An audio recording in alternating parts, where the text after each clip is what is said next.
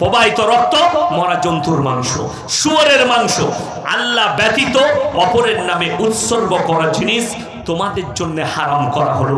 আল্লাহ ব্যতীত ঠাকুরের নামে, আল্লাহ ব্যতীত কবরের নামে, আল্লাহ ব্যতীত গাছের নামে, আল্লাহ ব্যতীত পাথরের নামে, আল্লাহ ব্যতীত যার নামে মান্যত করা হবে ওই জিনিসগুলো তোমাদের জন্য খাওয়া হারাম। মাজারে যে মুরগি পড়ে, মাজারে যে ছাগল দেয় বাবার নামে, পীরের নামে, গাছের নামে, আল্লাহর কসম করে বলছি 1000 বার বিসমিল্লাহ বলে জবাই করলেও সেটা তোমাদের জন্য বৈধ হবে না। এটা কোরআন, এটা ইসলাম। আল্লাহ ব্যতীত কারোর নামে মান্যত করা যাবে না। যদি করা যায় শুনে দিন, যারা মনে করছে মাজারের মুরগিটা খাওয়া যাবে বাবার নামে দিলে, ছাগলটা খাওয়া যাবে, জেনে রেখে দিবেন তার জন্য পুজোর প্রসাদটা কোনো রকমের অসুবিধা নাই, সম্মান একদম সমান, কোনো পার্থক্য নাই। এই পুজোর প্রসাদ এই জন্য হারাম। আমি বিহারের একটা মৌলবি দেখলাম, ये सिन्नी, ये अगरबत्ती, ये मोमबत्ती, ये फतेहा, ये नियाज, ये सब हराम कह रहा है। क्यों हराम है? नबी जी की जमाने में नहीं था इसीलिए हराम है। तो से उत्तर दीजिए, तुम भी तो नबी जी के जमाने में नहीं था, तुम भी हरामी होगा। এটা হচ্ছে গুটকা করের ফতোয়া। এখানে মানুষ মারা গেলে হায়দ্রাবাদে কবর দেয়, কবরের উপরে ফুল দেয়, ফুল বলছে ফুলটা যতদিন কাঁচা থাকবে ততদিন আযাব হবে না। আমি বললাম যখনই ফুলটা মরবো হবে আবার নতুন মাল চাপিয়ে দিবি। কথাটা বুঝতে পারেন না? তাহলে তোর কিয়ামত পর্যন্ত আযাব হবে না, খালি রোজ খালি নতুন ফুল চাপাবি, সপ্তাহে একটা করে দিয়ে দিবি আর আযাব হবে না। কার কথা? ফতোয়া কার? ভণ্ডর, গুটকা করে। আর যারা ফুল বেচছে তাদের কবরের উপরে চাদর চড়ানো জায়েজ হলে আল্লাহর কসম করে বলে যাচ্ছি নবীজি কবরটা আসমান পর্যন্ত হিরে মতি মুক্ত চাদরে ঢেকে যেত। নবীজির কবরে জায়েজ নেই, পৃথিবীর আর কোনো মৌলবি মোল্লা পীর ফকিরের কবরের জন্য জায়েজ হবে না। খাজা মঈনুদ্দিন চিশতি রহমতুল্লাহ আলাইহি শুয়ে আছে আজমিরে, সেখানে শুধু মুসলমানরা যায় না, অমুসলিমরাও যায়। কথা বলে না? অমুসলিমরাও যায়। কিভাবে যায়? অপবিত্র অবস্থায় যায়, অপবিত্র অবস্থায়। এই গুটকাখোর দিকে জিজ্ঞেস করো, कब्रिस्तान बड़ा पवित्र जगह है, नापाकी हालत में वहां नहीं जाना है। अबे अमिताभ बच्चन का लड़का और उसका बहू आ गई, कहाँ? खाजा बाबा का मजार में, उसको पूछ लो पवित्र क्या होता है, फर्ज गसल क्या है, उसको पता ही नहीं। कष्ट तो ही जाएगा। আমার মুসলমান ভাই সবাই হাত তুলে বলুন, আজ থেকে আমরা দ্বীনি শিক্ষা নেব, বাচ্চাদিকে দেবো, জোরে বলুন ইনশাআল্লাহ। সন্তানদিকে দ্বীনি শিক্ষা দেন, যেন হক আর না হকটা বুঝতে পারে, দিন আর বদ্দিনটা যেন বুঝতে পারে। আপনার উপরে বেঈমান কাফেররা এমনভাবে জাল বিছিয়েছে, আর জালের মূল যে জায়গাগুলো যারা ধরে আছে, এই গুটকা খোরার জিলাপি হুজুররা ধরে আছে, এই কোনগুলো জালের, যেন এই জালের মধ্যে ফেসে চলে আসে, এরা ভেসে যায়, জালের মধ্যে যেন ফেসে যায়। বড় কষ্ট লাগে। তা না হলে বলতে পারে, আমাকে একটা ছেলে ফোন করেছিল, হুজুর আমার গ্রামে আমি মসজিদে হাত ছেড়ে নামাজ পড়ি বলে মসজিদ থেকে বার করে দিয়েছে। কষ্টের বিষয়, হুজুর আমি মসজিদে এইভাবে নামাজ পড়ি বলে আমাকে মানুষ ঘৃণা করে মসজিদ থেকে বের করে দিয়েছে, ইমাম বলেছে মসজিদে ঢুকবি না। আমি সে তোমাকে দামি কথা বলেছে কেন? সেই সিন্নিখোর আর গুটকাখোর। শুনেলেন? যারা আছেন, যারা বাইরে যান, কেরলে যান, বর্ধমানে যান, আপনার হাওড়ায় যান, কলকাতায় যান, যারা কাজ করেন বাইরে থাকেন, দিল্লি বোম্বাইয়ে, মশলাটা নিয়ে যান, বিপদে পড়বেন না, ফেরে পড়বেন। যে ইমামের পেছনে নামাজ পড়বেন, সে যে মসজিদই হোক, যদি সেই ইমামের দিকে লক্ষ্য করবেন, সে যদি শিরকের কাজে লিপ্ত থাকে, সে যদি ওই রকম ঝাড়ফুঁকওয়ালা মাল হয়, সে যদি লোকের পয়সা অন্যায়ভাবে আত্মসাৎ করে, কবর পূজারি হয়, যারা ধূপ ধুনো দেনেওয়ালা হয়, ওই ইমামের পেছনে নামাজ দুরুস্ত হবে না, লেখে নিয়ে চলে যান, যেহেতু সে শিরকে ডুবে আছে। মুর্শিদাবাদের এক মান, তার নাম হচ্ছে গুটকাখোর জুবের, মুফতি জুবের। এক সপ্তাহ আগে দেখলাম কাগজ নিয়ে সব ফতোয়া দিয়েছে, কার কার বয়ান শোনা হারাম তার কাছে। আমি তো হেডিংয়ে আছি তার কাছে। কি বলেন? আমাকে হেডিংয়ে রেখেছে, আমার বাপকে রেখেছে, মৌলভী ইয়াসিন মৌলভী শওকত, আব্দুল রাজ্জাক বিন ইউসুফ, রাহুল বিরাদার, অমুক, এদের বায়ান শুনলে ঈমান নষ্ট হয়ে যাবে, ফতোয়া দিয়েছে। তার নাম হচ্ছে গুটখাখোর মুফতি জুবের। তারপরে কিছুদিন আগে দেখলাম, এক সপ্তাহ আগে, ফুরফুরাওয়ালা দিকেও কাফের বলেছে। এমন ফুরফুরার হুজুরের পর কি করবে?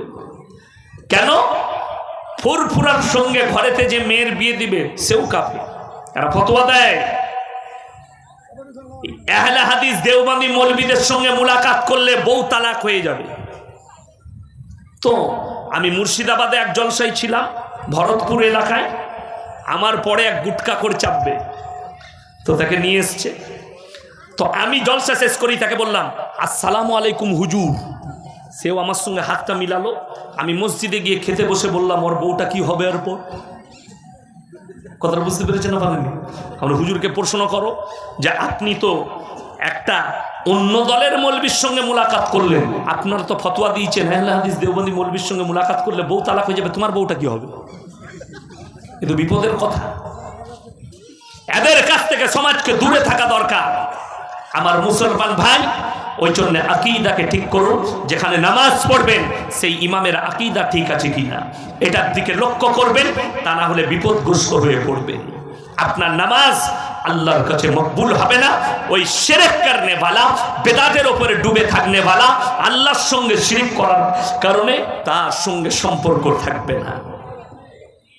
আপনি এই এক সপ্তাহ আগে আমাকে প্রশ্ন দিয়েছিল মুসলমানদের ছেলেরা, যুবকরা, হুজুর বিশ্বকর্মা কিংবা যে কোনো পূজার প্রসাদ খাওয়া যাবে কিনা? যদি হারাম হয় তা কেন হবে? আমাদের মৌলবীরা ফতোয়া দিচ্ছে খাওয়া যাবে না। প্রশ্ন কেন? তো কেউ কেউ বলছে গোবর আর মুতের ছিটে দেওয়ার কারণে খাওয়া চলে না। আমি বললাম তাহলে ওপরের মালগুলো তুলে দিলে তলার মালগুলো যেগুলো লাগে নাই সেগুলো চলবে। মানেটা এটা দাঁড়াচ্ছে, ঠিক কিনা কথা বলে? এটা মানে দাঁড়াচ্ছে, কিন্তু এটা তো নয়। গোবর আর মুখটা ফ্যাক্ট নয়, ওখানে আল্লাহ যেটা ফ্যাক্ট লিখেছে, ইন্নামা হাররামা আলাইকুমুল মাইতাতা ওয়াদ-দামা ওয়া লাহমাল খিনজির ওয়া মা উহিল্লা বিহি লিগাইরিল্লাহ। लेकिन इस्लाम का मसला ये नहीं है कि अल्लाह के रसूल के जमाने में रहने से वो जायज़ है और नहीं है तो नाजायज़ है, ये हम नहीं कहते। এটা মাসলা নয়। আমার নবীজি সাল্লাল্লাহু আলাইহি সাল্লাম যেটা করেছেন সেটা আমাদের আদর্শ, ঠিক কি না কথা বলে? নবীজি যেটা করেননি, নিষেধ করেছেন, সেটা ইসলামের জন্য বর্জনীয়, সেটা আপনার আমার জন্য করা যাবে না, নিষেধ। নবীজি সাল্লাল্লাহু আলাইহি সাল্লামের আদর্শটাই আমাদের আদর্শ। বড় কষ্ট লাগে, বেঈমান কাফেররা এদের কারণে সুযোগ পেয়েছে। এরা জন্মদিন পালন করছে। বাংলাদেশের এক গুটখাখোরকে দেখলাম নবীজির নামে কেক কেটে জন্মদিন পালন করছে, নাউজুবিল্লাহ বলে। আর এরা বলে নবীর জন্মদিন পালন করা যাবে। আর এই গুটখাখোর হুজুর বলছে ছেলের জন্মদিন পালন করা হারাম। চারজন আমিরুল মুমিনিন, ওমর ফারুক রাদিয়াল্লাহু তাআলা আনহু, হযরতে আলী, হযরতে আপনার আবু বকর, হযরতে উসমানে গনি, এরা নিজের জীবন দশায় কোনোদিন নবীর জন্মদিন পালন করলো না। ঈদে মিলাদুন নবী। আবার এক গুটখাখোর বলেছে বাংলাদেশে যত ঈদ আছে ঈদের মধ্যে সব থেকে বড় ঈদ হচ্ছে ঈদে মিলাদুন নবী। তো যদি সব থেকে বড় ঈদ হয় আমরা ছোট থেকেই জানতে পারতাম তো, ঠিক কি না কথা বলে? ঈদ আমরা কটা পড়ি কথা বলে? দুটো। এই ঈদটা হচ্ছে গুটখাখোর আর জিলাপি হুজুরদের। সিন্নি করো, খেজুরি তৈরি করো, বিরিয়ানি করো, কানে হাত দিয়ে মিলাদ দাও, আর গুটখা খেয়ে তোমরা সারা রাত পয়সা জমা করে আমাকে দাও। লোকের মালকে আত্মসাৎ করে। কোরআন শুনেলেন, ইন্নাল্লাযীনা ইয়াকতুমুনা মা আনজালাল্লাহু মিনাল কিতাব ওয়া ইয়াশতারুনা বিহি সামানান কালীলা। এই গুটখাখোর হুজুররা কোথায় ফেরে পড়বে শুনেলেন? এক জায়গায় আল্লাহ কোরআনে বললেন, আমার কোরআনের আয়াতকে যে সমস্ত মৌলবীরা লুকিয়ে দেয় নিজের পেট চালাবার জন্যে, তারা পেটেতে আগুন ছাড়া আর কিছু ভরে না। এদের কাছ থেকে আল্লাহ সমাজকে হিফাজত করুক, কওমকে হিফাজত করুক। আজকে এরা জলসার স্টেজে একটা হিদায়তমূলক কথা বলে না, একটা নসিহতমূলক কথা বলে না। এরা কে কাফের, কে বাতিল, এই কথাগুলো মানুষকে বলে। জিলাপি খাবার কথা বলে, সিন্নির কথা বলে, মাজারের কথা বলে, রওজা থানের কথা বলে। এরা কখনো বলে না যে লটারির টিকিট কাটো না, সুদ খেও না, 5 ওয়াক্তের নামাজ কম্পালসারি পড়ো। এরা নামাজের কথা বলে না। এরা কখনো হিদায়তমূলক কথা বলে না, রোজা রাখার কথা বলে না, দিনদারির কথা বলে না, পরেজগারির কথা বলে না, মদ হারাম বলে না, জিনা হারাম বলে না। এগুলো যদি বলে দেয় মানুষ তাদেরকে অ্যাভয়েড করবে। কেন? যতগুলো মাজার আছে ভারতের মাটিতে, যত রকমের বড় বড় পাপ আছে এই মাজারের মেলাগুলোতে হয়, এই জায়গাগুলোতে হয়। আমি বললে কাল থেকে এই বয়ান যখন ছুটবে খালি ফেসবুক আর হোয়াটসঅ্যাপে গালি দেখে নেবেন। আমার মোবাইলে 100 জনের বেশি খালি মলবি কটা গাল দিয়েছে, মা বোন তুলে গুটকাখোর মলবিরা। আমি চিন্তা করি যদি এদের হাল এই হয় তাহলে এদের যারা মুরিদ আছে এদের হালগুলো কত খারাপ। আমার মুমতাজুল ভাই তো ভয়ে সুইচ অফ করে দিয়েছিল ফোন। ঠিক বলছি না? হ্যাঁ, সে আর ভয়ে ফোন তুলে নেয়, ফোনটাই বন্ধ। আমি ফোন করলে তার যে ড্রাইভার আছে মৌলানা মনিরুল, তাকে আমি ফোন করতাম, দিয়ে কথা বলতাম। গালের চোটে ফোন বন্ধ হয়ে গেছে, বরদাস্ত করতে পারেনি। কিন্তু আমি কিন্তু ছোটখাটো মাল নয়, বিরাট করা। যত গাল দিবি দে, আমার ফোন কিন্তু বন্ধ হয়নি, সব সময় পাবে। আমি গাল খেতেও আছি, দোয়া লিতেও আছি। যারা গাল দিচ্ছ তারাও আমাকে দোয়া দিচ্ছে, অসুবিধা নাই। আমি তাদের লেগে দোয়া করি, আল্লাহ হিদায়াত দাও। মুর্শিদাবাদের একটা ছেলে গালি দিয়েছিল, পরবর্তীতে 6 মাস পরে ফোন করে বলছে, হুজুর আমি হক বুঝতাম না, হক বুঝতে পেরেছি। আমি গালি দিয়েছি অনেক, আপনাকে জলসা শোনার পরে আপনি আমাদের এরিয়ায় এসেছিলেন, আমি আপনাকে গালি দিয়েছি, আমি ক্ষমা চাইছি, আল্লাহ যেন আমাকে ক্ষমা করে। আমি বললাম তুমি যেদিনে গালি দিয়েছ সেই দিনই আমি মন থেকে তোমাকে ক্ষমা করে দিয়েছি, আর তোমার লেগে দোয়া করেছি আল্লাহ তোমাকে হিদায়াত প্রাপ্ত করুক। এটাই আমার দোয়া।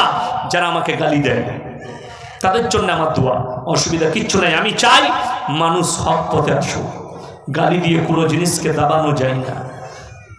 বুখারী শরীফের রওয়ায়েতে আছে, যারা মনে করেন গালি, আপনাদেরকে বলে যাচ্ছি, শুধু মৌলবীরা নয়, শুধু হুজুররা নয়, সাধারণরাও শুনে যান। কেউ মুখের ভাষা খারাপ করবেন না, বিবির সাথে হোক, স্ত্রীর সাথে হোক, সন্তানের সাথে হোক, প্রতিবেশীর সাথে হোক, কেউ খারাপ ভাষা, অশ্লীল ভাষা ব্যবহার করবেন না। কেন? বুখারী শরীফের হাদিসে আছে, যারা অশ্লীল ভাষা ব্যবহার করে এটা মুনাফিকদের একটা বড় আলামত। যারা খারাপ ভাষা ব্যবহার করে, ওই জন্য আল্লাহর ওয়াস্তে মানা করে যাচ্ছে, কেউ রাগ ভাষা ইউজ করবেন না।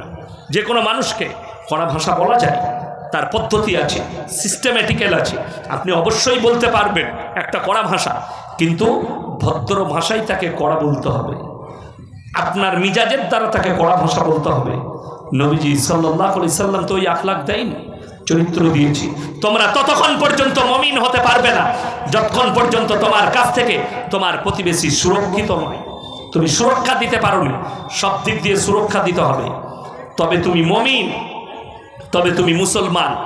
আজকে বড় কষ্ট এটাই, বেঈমান কাফেররা জাল বিছুচ্ছে, আপনি ভেসে ভেসে ভেসে ভেসে জালের ভেতরে ঢুকে যাচ্ছেন। কেন? তাদের আখলাককে নিজের আখলাক মনে করেছেন।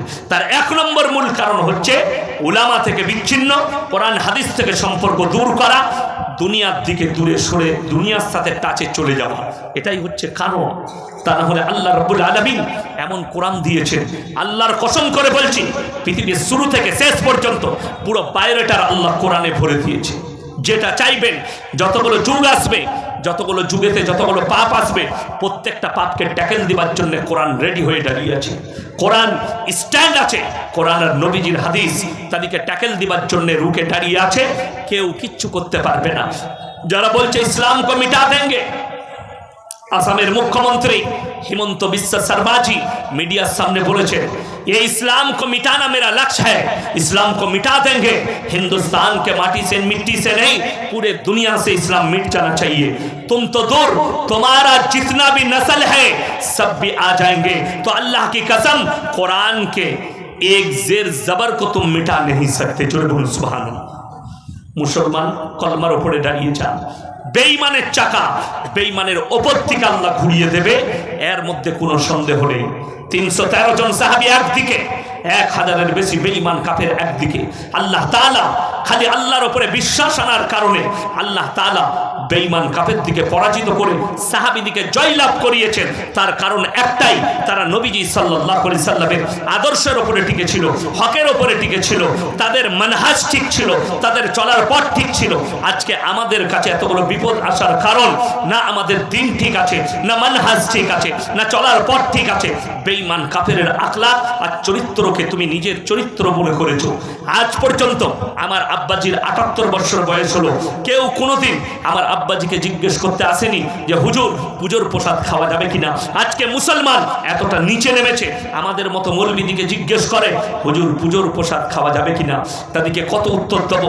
কোরআন যদি তোমার বাড়িতে থাকে, মানে কোরআন গিয়ে পড়বে সূরা বাকারায় আল্লাহ তাআলা স্পষ্ট বলে দিয়েছে, আমি ব্যতীত কার নামে উৎসর্গ করা হলে সেটা তোমাদের জন্য বৈধ নয়, ওটা সম্পূর্ণ অবৈধ।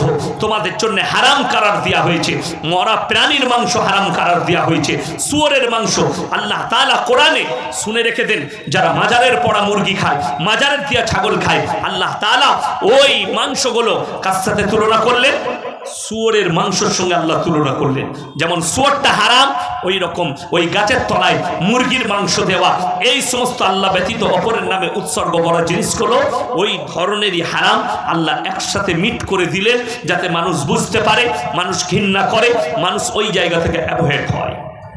আমার মুসলমান ভাই, আজ থেকে সবাই নিয়ত করুন, আল্লাহর প্রিয় বান্দা সবাই হব। জোরে বলুন ইনশাআল্লাহ, আল্লাহর প্রিয় হব সবাই। কেন্দ্র থেকে শুরু করে রাজ্য পর্যন্ত আপনার বিরুদ্ধে ষড়যন্ত্র নেচে দিয়েছে। ভারতবর্ষে সমকামীকে রায় দিয়ে দিয়েছে সুপ্রিম কোর্ট, ভারতবর্ষে সমকামী থাকতে পারে। এত শুধু মুসলিম জীবন ব্যবস্থা নয়, ইসলামের জীবন ব্যবস্থা নয়, গোটা ভারতের জীবন ব্যবস্থা পঙ্গু হয়ে যাবে, নিস্তে নাবুদ হয়ে যাবে। সরকার, কেন্দ্র সরকার রায় দিয়েছে 5 মাস পর্যন্ত যে কোনো মেয়ে তার পেটের বাচ্চাকে নষ্ট করতে পারে। জিনার দিকে যুব সমাজকে আর যুবতীদিকে জিনার দিকে ঠেলে দেওয়া হয়েছে। আমি বলেছি আর 5 বছর পরে এই রায়গঞ্জের মার্কেটে, রায়গঞ্জের বাজারে, ইটাহারের বাজারে, আপনার মালদা টাউনে, মুর্শিদাবাদে যতগুলো টাউন আছে, এই টাউনগুলোর যে ডাস্টবিনগুলো আছে, এইগুলোতে আপনার ময়লা থাকবে না, এগুলোতে ভ্রূণ আর বাচ্চা পড়ে থাকবে, অবৈধ বাচ্চা পড়ে থাকবে, রাস্তাঘাটে কুকুরের মতো জিনা করবে। আর মুসলমানরা এই ল্যাপেটে চলে আসছে। আপনি দেখুন, ডাক্তারের কাছে যান, 98% মেয়ে কি হচ্ছে, 98% মেয়ে সিজার করে বাচ্চা। ডাক্তারের পরামর্শ দিয়েছে সিজার করো, মা সুস্থ থাকবে। প্রসব, নর্মাল প্রসব করলে মারা যেত আগেকার যুগে, মা মারা যায়, মায়ের কষ্ট হয়। সিজার করলে মায়ের কষ্ট হবে না। সিজার করা বাচ্চা হলে তাদের ব্রেন বুদ্ধি ভালো হয়। সিজার করা বাচ্চা হলে তারা টেকনিকের দিকে এগিয়ে থাকে। আমার বলা উচিত ডাক্তারকে জিজ্ঞেস করা, ডাক্তার সাহেব ছাগলগুলোকে সিজার করলে তাহলে পাঁঠাগুলোর একটু বুদ্ধিটা বেড়ে যেত, ঠিক কিনা কথা বলে? যদি বুদ্ধি বাড়ে, কষ্ট তো ওই জায়গায়। আপনি ডাক্তারকে জিজ্ঞেস করুন, স্যার কুকুরের 5টা বাচ্চা হয়, শুয়োরের 10টা 12টা বাচ্চা হয়, 14টা পর্যন্ত শুয়োরের বাচ্চা হয়, বিড়ালের 5টা বাচ্চা হয়, ছাগলের 2টো বাচ্চা হয়, তাদেরকে কোনোদিন সিজার করা লাগলো না। আমার বইয়ের 1টা বাচ্চা হবে, সিজার করা লাগবে কার? বেঈমান কাফেরদের আখলাক আমাদের উপরে ভিড়ে দিয়েছে। কেন এটা হলো? আমাদের ডাক্তার নাই, একটা ইমানদার ডাক্তার নেই। ওই জন্য কে বলল আপনার ছেলেকে মৌলবি করতে হবে? শুধু মৌলবি নয়, মৌলবি আলেম হবে তো আল্লাহ যা তকদিরে লিখেছে। আপনার ছেলেকে হাফিজে কোরআন করুন, হাফিজে কোরআন করার পরে তাকে আবার স্কুলে দেন, সেই ছেলেটা হাফেজ হবে, তারপরে ডাক্তার হবে, প্রফেসর হবে, ইঞ্জিনিয়ার হবে, সে কওমে মিল্লাতের জন্য কাজ করবে। আজকে আমাদের একটা ভালো ডাক্তার নেই, একটা গাইনিক ডাক্তার ভালো নেই, একটা ইঞ্জিনিয়ার নেই, একটা প্রফেসর নেই, একটা ভালো উকিল নেই, একটা ভালো জজ নেই। ওই জন্য আমার মুসলমান ভাই আমরা বিপদগ্রস্ত। একটা যদি ইমানদার মুমিন উকিল থাকে তো আমাদের মতো মৌলবীরা ফেরে পড়বো নাকি? যে কটা আছে, আমার বর্ধমান টাউনের কথা বলছি, আমি দিনাজপুরের কথা বলবো না, মালদার কথা বলবো না, যেহেতু জানি না। আমার বর্ধমান টাউনে 4,500 ডাক্তার আছে। আমার ছোট মেয়েকে নিয়ে এক ডাক্তারের কাছে গেলাম, মুসলিম ডাক্তার, নামটা দেখলাম মুসলিম। 2-4 জন বলল বড় ডাক্তার, চলো। গেলাম, চেম্বারে ঢুকলাম, 3 বার সালাম দিয়েছি, 3 বার উত্তর দেয়নি। আমি বেরিয়ে চলে এলাম। যে ছেলেটা কম্পাউন্ডার ছিল সেও মুসলমান। আমি কি ব্যাপার? এ হারামখোর 3 বার সালাম দিলাম, উত্তর দিল না। বলে হুজুর ভেতরে যে চুল কাটা মেয়েটা বসে আছে। আমি বলি ওটা কে? বলে ওটা ওর বউ। লো, তাহলে মন্ত্রী বসে আছে বলে উত্তর দিতে পারেনি। মন্ত্রীর কপালে দেখলাম সিঁদুর লাগানো আছে। অমুসলিম মেয়েকে বিয়ে করেছে, এ হারামখোর নিজে অমুসলিম হয়ে গেছে। আর আমি গতকালকে সকালবেলায় যখন এয়ারপোর্টে নেমেছি, ওখান থেকে ধর্মতলায় ভলভো বাসে চাপলাম। আমার ঘুমের অভাব ছিল, ঘুমাচ্ছি।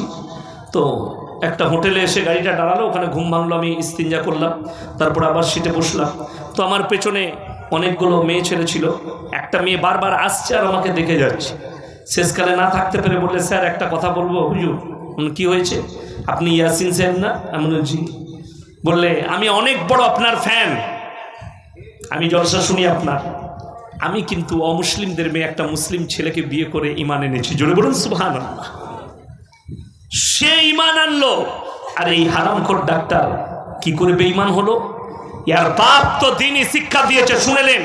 আপনার ছেলে কলেজে পড়ুক, ডাক্তার হোক, ইঞ্জিনিয়ার হোক, উকিল হোক, ব্যারিস্টার হোক, যদি দিন না থাকে আল্লাহর কসম আমার আল্লাহর কাছে কোনো মূল্য নাই। এতটুকু মূল্য পাবে না, লিখে দিয়ে যান কাগজ থাকে তার মূল্য কিরকম? সে একটা জীবজন্তু, জানোয়ারের মতো আমার আল্লাহর কাছে, তার বেশি কিছুই নয়। ছেলে যদি ডাক্তার হয়, মুমিন হয়, তার দুনিয়াও কামিয়াব, আখিরাতও কামিয়াব। ছেলে যদি ইঞ্জিনিয়ার হয়, সে যদি দিনদার হয়, তার দুনিয়াও কামিয়াব, তার আখিরাতও কামিয়াব। অনেক জনের মনে মনে হচ্ছে, শুনেলেন? আল্লাহ তাআলা বিচার করবেন দুজনের, জিন এবং ইনসানের। আপনাদেরকে বলে দিই, আমি তখন বর্ধমান খাগড়াগড় মাদ্রাসায় ছিলাম, যেখানে খাগড়াগড় কাণ্ড হয়েছিল। ফারেক হওয়ার পরে আব্বাজি বলল ওখানে পড়াও, আমার জীবনের প্রথম। তো টাউনের লোকরা কি করে জানেন? কোরআন খানি করে জান্নাতে পাঠায়। তো আমি মাদ্রাসার শিক্ষক, একজনের বাড়িতে একজন হেডমাস্টার স্কুলে, আমার এলাকার স্কুলের হেডমাস্টার, কোনো এক স্কুলের, আমি নাম করব না, শুনলে কষ্ট পাবে, হেডমাস্টার দাওয়াত দিয়েছে বলে 5টা ছেলে আমার বাড়িতে কোরআন পড়বে, খাওয়া দাওয়া করবে, দোয়া হবে। কেউ মারা গেছে? সে বলল হ্যাঁ। তো মাদ্রাসার হেড মোল্লা ছিল, হেড মুদারিস। তো সে আমাকে বললে যে মোল্লা সাহেব আপনি যেন দোয়া করার সময়।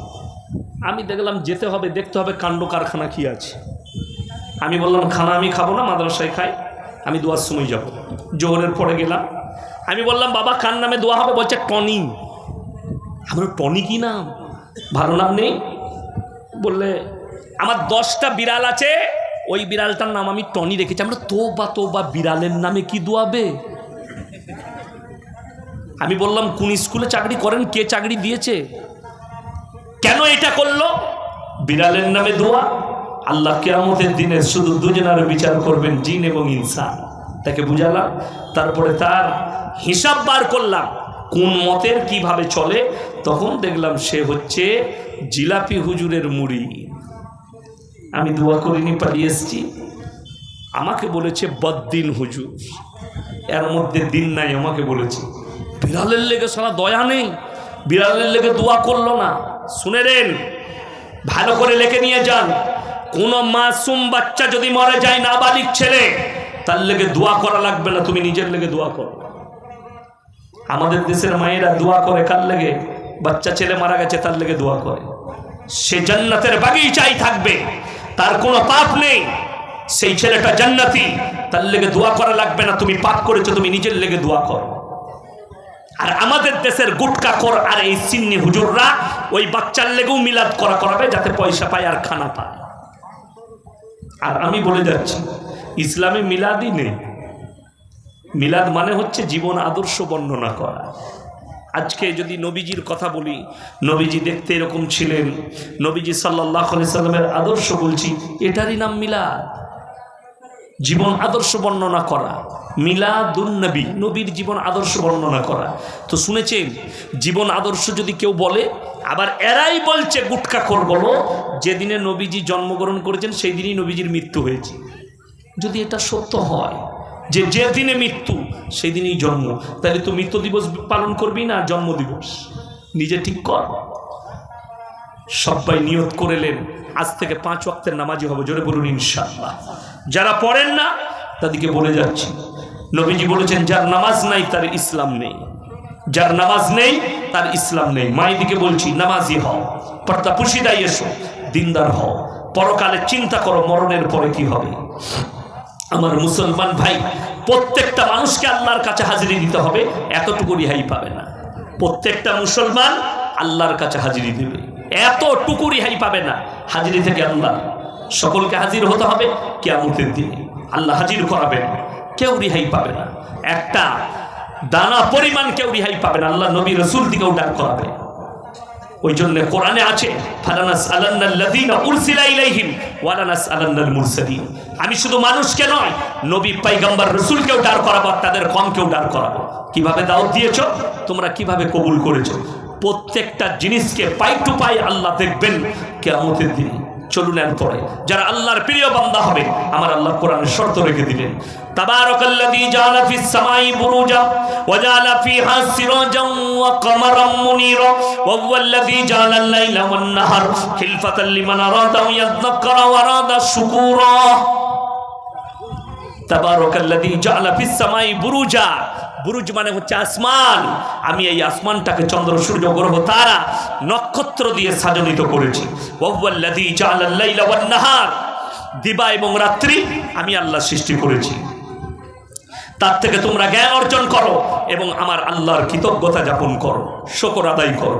আল্লাহ যে এত বড় ভান্ডার দিয়েছেন দিবা এবং রাত্রি, শুনেলেন বিজ্ঞানের কৃতিত্ব ফেল হয়ে যাবে, তার প্রমাণ একটাই, রাত্রি এখন বড় হচ্ছে না ছোট হচ্ছে, কথা বলে বড় হচ্ছে। শীতকালে রাত্রি বড় হয়ে যায়। আপনি পৃথিবীর যত বৈজ্ঞানিক আছে তাদেরকে বলুন যে এই বড় রাত্রিকে একদিনের জন্য খালি 1 মিনিটের ছোট করে দেখাও, 1 ঘন্টা ছোট করে দাও, বিজ্ঞান মাথা নত করে দেবে। আল্লাহর কসম, এটা আমার আল্লাহর পক্ষেই সম্ভব। চলুন আগে আমার প্রিয় বান্দাদের 1 নম্বর আখলাক, সেটা হচ্ছে ওয়াইবাদুর রহমানিল্লাযীনা ইয়ামশুনা আলাল আরদি হাওনা। তারা দুনিয়ার বুকে যখন বসবাস করবে শান্তির সঙ্গে বসবাস করবে। আপনার দ্বারা কেন কেউ কষ্ট না পায়, আপনার ভাই, আপনার বোন, আপনার মা বাবা, আপনার প্রতিবেশী, আপনার আত্মীয়, কেউ যেন এতটুকু কষ্ট না পায়, আপনি বিপদে পড়বেন। আমার মুসলমান ভাই, আপনাদেরকে বলে যাই, কেউ কেউ কি কষ্ট দিবেন না, ভাষার দ্বারা, ব্যবহারের দ্বারা, আখলাকের দ্বারা, চরিত্রের দ্বারা। নবীজি বলেছেন, তোমরা দেখো না তোমার বাড়ির পাশে কে বসবাস করছে, সে দলিত হোক, আদিবাসী হোক, হিন্দু হোক, সে যদি ক্ষুধার্ত হয় খাবার দাও, বস্ত্রহীন হলে বস্ত্র দাও, বিপদে পড়লে তার পাশে দাঁড়াও। এটাই ইসলাম। তোমার ব্যবহারে, আখলাকে, চরিত্রে কলমা পড়বে। যদি বলেন বুঝিয়ে দেন একটু গোদা বাংলায়, আপনি ইটাহারে বাসে চেপেছেন, নাইলে রায়গঞ্জে বাসে চেপেছেন, ইটাহারে নামবেন। আপনাকে বাসে দেখলেন একজন ব্যক্তি সিগারেট খাচ্ছে, আপনি বললেন ভাই সিগারেটটা ফেলা। সে যদি আপনার থেকেও বলবান হয় কি করবে? দ্বিতীয়বার সিগারেটটা নিয়ে আপনার মুখে মারবে। চিল্লালি কেন বে? ঠিক কিনা কথা বলেন? আর আপনি যদি বলেন দাদা সিগারেটটা একটু ধরে খেলে ভালো হতো, দাদা সিগারেটটা একটু ধরে খান, ডাক্তারে আমাকে নিষেধ করেছে, ধুঁতে কষ্ট হয়, একটু ধরে খেলে আমার উপকার হতো। সে মনে মনে ভাববে আহা মানুষটা কত নরম, কত ভদ্র, সঙ্গে সঙ্গে ফেলে দেবে। এতটুকু দ্বিধাবোধ করবে না। যদি বলেন কোরআনের দলিল দে, আমার নবী বিশ্বনবীকে আল্লাহ বললেন ফাবিমা রাহমাতিন মিনাল্লাহি লিনতা লাহুম ওয়ালাউ কুনতা ফাজ্জান গালিজান কলবি লানফাজ্জু মিন হাওলিক। হে আমার নবী, আমি তোমার অন্তরকে নরম আর কোমল করেছিলাম বলে কেউ কোনোদিন দূরে সরে যায়নি। লানফাজ্জু মিন হাওলিক।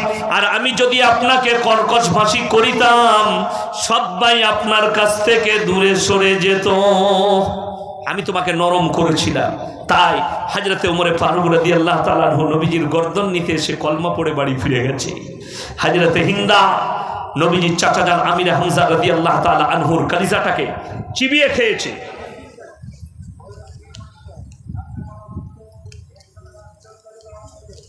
ঠিক ইনশাআল্লাহ। শুনলেন আমার মুসলমান ভাই, নবীজি সাল্লাল্লাহু আলাইহি সাল্লাম এত বড় আখলাক দিয়েছেন, চরিত্র দিয়েছেন, সেই চরিত্রে সবাই চরিত্রবান হন। সাহাবীরা কলমা পড়েছেন নবীজির ব্যবহারে, আখলাকে, চরিত্রে। আপনি এমন ব্যবহার দেখান, আপনার প্রতিবেশী কলমা পড়ে মুসলমান হবে, আপনার ভাই কলমা পড়ে মুসলমান হবে। আমার কাছে জানেন 100 থেকে 150 হিন্দু ভাই বোন ওয়েটিংয়ে আছে। किसर वेटिंग है बोलबो ना, समझदारों के लिए इशारा काफी है, मौलवी लोग समझ जाएगा। तारा वेटिंग है आछे, প্রসেসিং এ আছে, তারা বলছে হুজুর প্রসেসিং দেন, মন্না প্রসেসিং বলে দেন, কোন প্রসেসিং এ আমরা আসবো, কালমাটা কিভাবে পড়বো, জোরে বলুন সুবহানাল্লাহ। কিসে? আখলাকে ব্যবহারে, তাদের উপরে কোনো দাবাও নাই, ইসলাম দাবাই দেয় না। নবীজি তলোয়ারের দ্বারা ইসলাম প্রচার করেননি। ওই জন্য মুসলমান আখলাক আর চরিত্র দেখান আপনার ব্যবহারের দ্বারা, যেন আপনার কেউ কষ্ট না পায়। আজকে আমরা বাবা মাকে কষ্ট দিই, জান্নাতের আশা করি। আমরা বিবির ওপরে অত্যাচার করি, জান্নাতের আশা করি। আমরা প্রতিবেশীর ওপরে অত্যাচার করি আর জান্নাতের আশা করি। এটা যেন আমাদের মধ্যে না আসে। আমার মুসলমান ভাই, চলুন দ্বিতীয় নম্বর আখলাক, ওয়াইদা খাতাবাহুমুল জাহিলুনা ক্বালু সালামা। তোমরা জাহিল মূর্খদের সঙ্গে তর্ক বিতর্ক করো না, যার মধ্যে ইসলামের জ্ঞান নেই, কোরআন হাদিসের জ্ঞান নেই, দ্বীনের জ্ঞান নেই, যদি আল্লাহ সম্পর্কে কুরুচিকর মন্তব্য করে, খারাপ বলে, তাদেরকে সালাম জানিয়ে সাইড কেটে পালিয়ে যাও। ভাই পরে দেখা হবে, এখন কথা বলার সময় নেই। এক নম্বর গেল। দ্বিতীয় নম্বর চলুন হলো, তৃতীয় নম্বর, ওয়াল্লাযীনা ইয়াবীতুনা লিরাব্বিহিম সুজদান ওয়া কিয়ামা। রাতের অন্ধকারে তারা রাত জেগে কেঁদে কেঁদে আমার ইবাদতে রাত যাপন করে।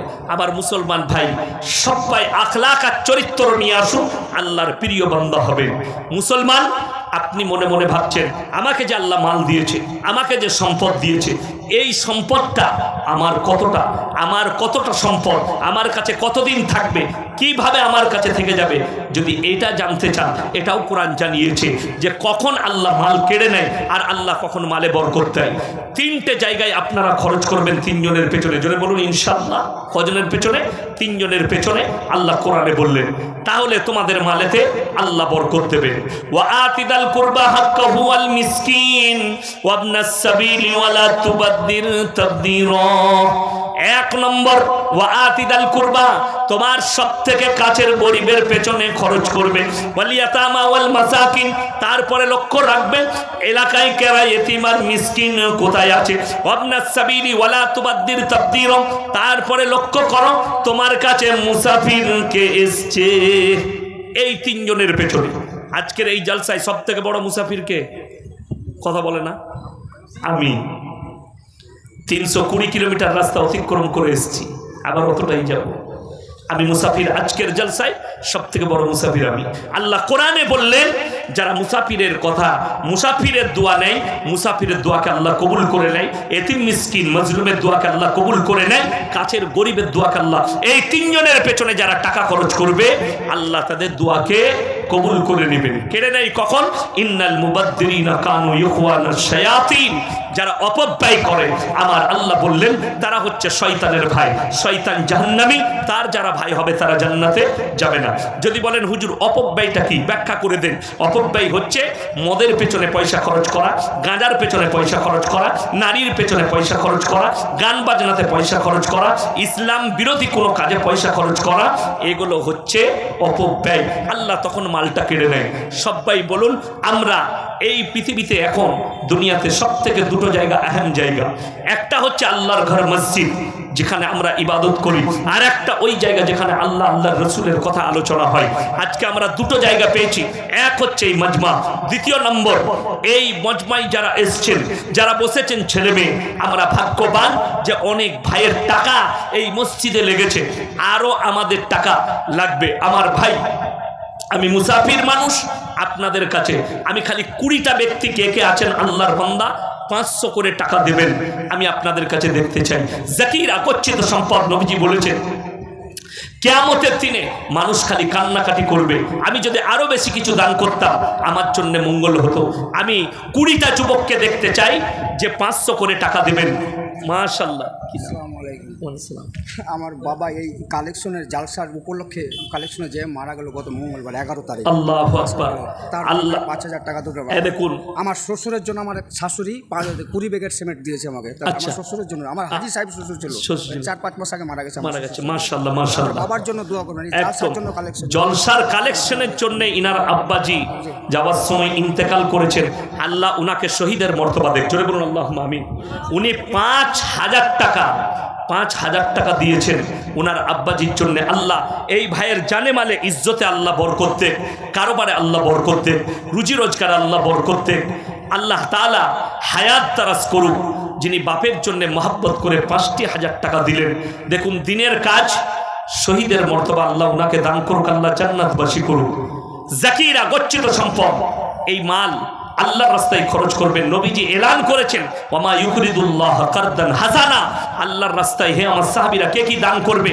নবী সাহাবীরা কুরবানি করে দিয়েছে, নিজের জান মালকে আল্লাহর রাস্তায় কুরবান করে দিয়েছে। আমার মুসলমান ভাই, আমি আপনাদের কাছ থেকে মাত্র 500 করে টাকা চেয়েছি, আমার হাতে দিয়ে যান। একজন ভাই 500 দিয়েছেন, একজন 5000, দুজন হয়েছেন। আমি মাত্র যুবক দিকে বলি 500 করে টাকা 20 জন ব্যক্তি চাই। আমার মায়েদের মধ্যে যদি কেউ থাকেন, মা খাদিজার খাতায় নাম লেখানোর জন্য, মা আসিয়া, বিবি আসিয়ার মতো হবার জন্য যদি কেউ থাকেন, এরকম মা কে আছেন যে নিজের মায়ের জন্য, নিজের বোনের জন্য, স্বামীর জন্য, বিটির জন্য, বেটার জন্য 500 করে টাকা দিবেন, 100 করে টাকা দিবেন, 200 করে টাকা দিবেন? কেউ আছেন আমার ভাই? 500 করে টাকা বলেছি, আর কে কে আছেন? 2 জন হয়েছে। তৃতীয় নম্বর ব্যক্তি যদি কেউ থাকেন, যদি পয়সা না থাকে লিখিয়ে যান, কালকে দিবেন, পরশু দিবেন। মাশাআল্লাহ। এই দেখেন আরেকজন ভাই 1000 টাকা দিলেন, একজন ভাই 100 টাকা দিয়েছেন। মাশাআল্লাহ মাশাআল্লাহ। মুজাম্মেল হক ভাই 500 টাকা লিখিয়েছেন, আল্লাহ ওনার দানকে কবুল করুক। আরো একজন ভাই 100 টাকা দিয়েছেন। আর কে আছেন ভাই? আচ্ছা, আপনারা যাবার আগে 10, 20, 100, 500 আপনারা দিয়ে যাবেন। আমার মা 25